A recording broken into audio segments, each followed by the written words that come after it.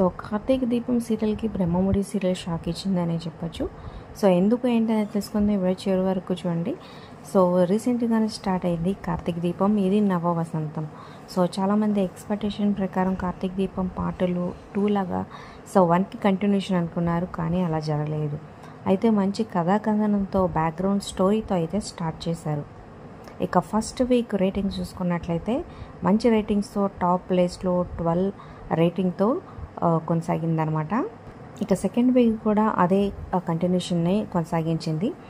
So ఇక third week వచ్చేటప్పటికి urban plus rural 2 మార్కెట్స్లో చూసుకున్నట్లయితే సో 'కార్తీక దీపం' వెనకపడింది, సెకండ్ ప్లేస్లోకి వెళ్ళిపోయింది. ఇక ఫస్ట్ ప్లేస్లో ఎప్పట్లాగే బ్రహ్మముడి సీరియల్ కొనసాగిందనమాట. సో ఇక ఈ వారం లేటెస్ట్గా అర్బన్ ప్లస్ రూరల్లో 11.37, ఓన్లీ అర్బన్ చూసుకున్నట్లయితే 9.22తో బ్రహ్మముడి టాప్ ప్లేస్ని కైవసం చేసుకుంది. ఇక సెకండ్ ప్లేస్లోకి వెళ్ళిపోయింది అర్బన్ ప్లస్ రూరల్ 11 రేటింగు, అలాగే అర్బన్లో 8.90 రేటింగ్తో సెకండ్ ప్లేస్లో సరిపెట్టుకుంది. సో మరి లేటెస్ట్ కార్తీక్